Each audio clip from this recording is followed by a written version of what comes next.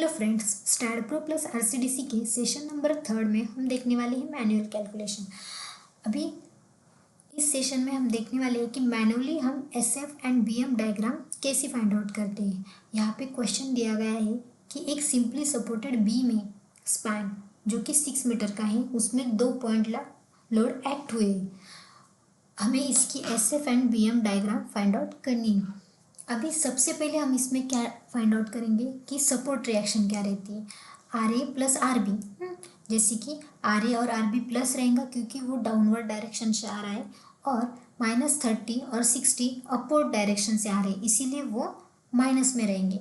Are A plus R B is equal to 90 kilo newton यहाँ पे आ गए, लेकिन हमें आर ए और आर बी की वैल्यू निकालनी है, इसीलिए movement at A is equal to 0 हम क्लॉकवाइज और एंटी क्लॉकवाइज, जो कि हमारा माइनस रहता है और क्लॉकवाइज प्लस रहता। 30 into 2 plus 60 into 4 minus R B into 6 is equal to 0। वैसे ही हम लोड डिस्टेंस फाइंड आउट करेंगे। अभी 6 R B is equal to 60 plus 240 300 kilo newton है। वैसे हमने जो आर बी फाइंड आउट किया है वो है 50 किलो न्यूटन। 300 माइनस 240 करने के बाद हमारा आर बी निकला। वैसे ही R A plus R B is equal to 90 kilo newton, हम आर बी की वैल्यू स्पेसिफाई करके आर ए की वैल्यू ऐसे निकाल सकते हैं। नेक्स्ट है हमारा S F calculation.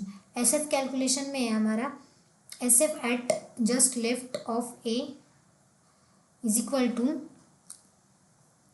0। Okay, shear force हमारा लेफ्ट में 0 और राइट में क्या रहेगा 40।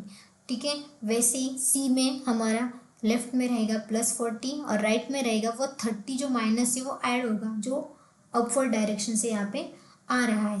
उसके बाद S F at just left D के लिए क्या रहेगा +40 -30 एज यूजल 10। उसके बाद shear force at just right D +40 -30 and also -60 is equal to -50 kilo newton आ गया। वैसे ही यहाँ पे हमारा जो बी का लेफ्ट है वो क्या आएगा -40 -30 और -60, वैसे ही वो -50 किलो न्यूटन आ गया। इस तरह से हमने राइट में भी क्या रहेगा वो -50 ही रहेगा। S F at just right of B is equal to +40 -30 -60 +50 is equal to वो रहेगा हमारा 0 किलो न्यूटन। अभी हमारा स्टेप 3 है बीएम कैलकुलेशन, मतलब बेंडिंग मोमेंट कैलकुलेशन करेंगे। जब हम बेंडिंग मोमेंट कैलकुलेशन करते हैं तब बेंडिंग मोमेंट एट ए, मतलब movement at A is equal to 0 रहता है हमारा। बेंडिंग मोमेंट एट सी, मतलब movement at C is equal to +40, जो कि डाउनवर्ड डायरेक्शन से आ रहा है, into 2 is equal to +40 kilo newton per metre. उसके बाद bending moment at D is equal to M D, कितना आता है +40 इंटू 4 -30 इंटू 2, जो कि आता है 100 किलो न्यूटन पर मीटर। जो हमारे एस एफ रहते वो किलो न्यूटन में रहते और जो हमारे बेंडिंग मोमेंट रहते वो किलो न्यूटन पर मीटर में रहते, और 50 इंटू 2 करने के बाद भी वो 100 किलो न्यूटन पर मीटर आता है। उसके बाद bending moment at B is equal to moment at D is equal to 0। यहाँ पे देखो स्पेसिफाई किया है, जैसे कि 0 0 bending moment A and bending moment D, लेकिन हमारे जो बीच में के स्पेसिफाई हुए जैसे कि +80 किलो न्यूटन पर एंड +100, जो कि हमारे सी एंड डी में आता है, तो वो यहाँ पे हमने डायग्राम में स्पेसिफाई किए। इस तरह से हम मल्टीपल बीम के यहाँ पे क्या कर सकते हैं, डिजाइन कर सकते हैं। Bending moment calculation and shear force calculation हम फाइंड आउट यहाँ पे कर सकते हैं। यहाँ पे bending moment and shear force की डायग्राम दी हुई, हमारा जो 6 मीटर का स्पैन था उसके हिसाब से यहाँ पे नीचे S F diagram and BM जो डायग्राम हमने फाइंड आउट की अभी वही यहाँ पे ड्रॉ की। ऐसे हमें हमारे डायग्राम के नीचे यहाँ पे ऐसे ड्रॉ करनी पड़ती है, BM diagram plus S F diagram, जो आपको यहाँ पे स्क्रीन पे शो हो रही है। अभी इसमें ऑब्जेक्टिव क्या क्या है, जैसे कि हम क्या करते हैं 25 grade of concrete and 415 steel use करते हैं। Shear force and bending movement of singly reinforcement concrete beam with the following. अभी किसके लिए फाइंड आउट करना है, क्लियर स्पैन है 4 मीटर का, विड्थ ऑफ सपोर्ट है 230 mm की, लाइव लोड है 4 किलोमीटर मीटर का। अभी इसमें मैन्युअली हम कैलकुलेट करते हैं। इफेक्टिव डेप्थ कितना है, clear span 20 is equal to 4/20 is equal to 0.2 metre, इसका मतलब 210 mm। वैसे डी कितना है 250 mm। एडोप्ट इफेक्टिव स्पैन कितना दिया है, क्लियर स्पैन प्लस डी रहता है हमारा, वो हमारा रहता है एडोप्ट इफेक्टिव स्पैन।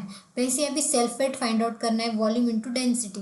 वॉल्यूम कितना रहता है हमारा, जैसे कि 4.21 इंटू 0.23 इंटू 0.25 इंटू 25। अभी हमने पहले जो किया वो वॉल्यूम था, 25 हमारी डेंसिटी, उसके हिसाब से हमने सेल्फ वेट यहाँ पे फाइंड आउट किया। फैक्टर लोड रहता है हमारा 1.5 into dead load plus live load. Then shear force WL/2 हम फाइंड आउट करते हैं। जो भी हमने फोर्स निकाला मल्टीप्लाई बाय हमने जो भी क्लियर स्पैन की लेंथ निकाली वो डिवाइडेड बाय 2, यहाँ पे हमने शेयर फोर्स किया। और देन बेंडिंग मोमेंट W/8 रहती है। हमने W जो भी अभी फाइंड आउट किया, जैसे कि 8.156 divided into 4.21 minus 1 divided by 8 is equal to 18.07 kilo newton per metre. ये हमारी बेंडिंग मोमेंट यहाँ पे आ गई। तो इस तरह से ये हमारा सेकंड एग्जाम्पल था जिसमें हमने शेयर फोर्स और बेंडिंग मोमेंट यहाँ पे फाइंड आउट किए। अभी प्रोसीजर क्या है इसकी, open the new file, go to STAAD command editor and change the STAAD structure command as shown in figure. उसके बाद STAAD panel, STAAD 308 information, engineering date 15 August 23 and 308 information with 79। Then third है draw a beam for length 4.21 metre.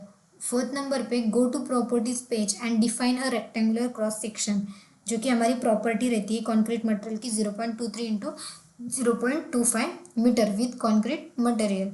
उसके बाद वो हमें assign करनी पड़ती है बीम पे। ये सब हम प्रोसीजर कर रहे हैं स्टैड प्रो सॉफ्टवेयर में। उसके बाद हम go to STAAD command editor में जाएंगे, material density 25 save and then exist the STAAD.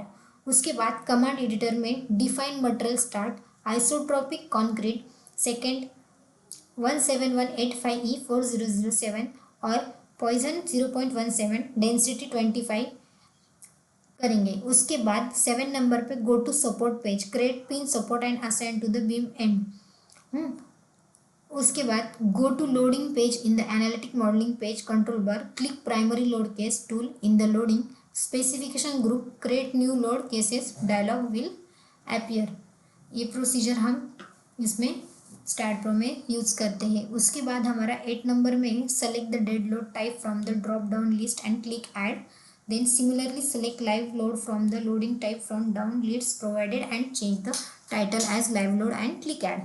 Then 10th में ये हमारा close the dialog and added load cases are listened in the load definition dialog.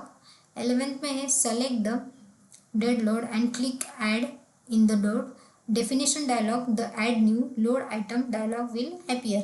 12th number के session में है हमारा कि मतलब हमारे प्रोसीजर में है कि self weight load tab is display by default, ensure the factor value and direction as shown in figure and then click and then add. उसके बाद select live load case, click add, go to member load tab. उसके बाद uniform force, add new item load dialog, the uniform force tab will be appear. Then 14 में है enter 4 in the WL field in the global y direction as shown in figure, click add and assign dead load आणि live load beam को हमें assign करनी है। उसके बाद 15 में लोड कॉम्बिनेशन, देन 16 में है click combination load case tool in the loading specification group, then हमें क्रिएट करना है new load definition dialog will appear. Then 17 number में है select dead load live load by holding control key and click add arrow to add these load cases into the table. Then change the factor, जैसे कि हमें figure में दिखाया गया है उसके हिसाब से हम फैक्टर क्या करते हैं इसमें चेंज करते हैं। उसके बाद 18 में है click add the load combination will be added and assign to the structure analysis and result verification. Then go to analysis page in the analytic workflow, execute the analysis command tool. उसके बाद analytic print command and dialog will be appearing. Then 21 में perform analysis tab, select all option and click add, then click choose. Then 22 में now press control plus F5 और click run analysis tool. The program start analysis the structure with the dead load. Then select view output file mode and then click done. Output file मिलने के बाद then done हमारा structure.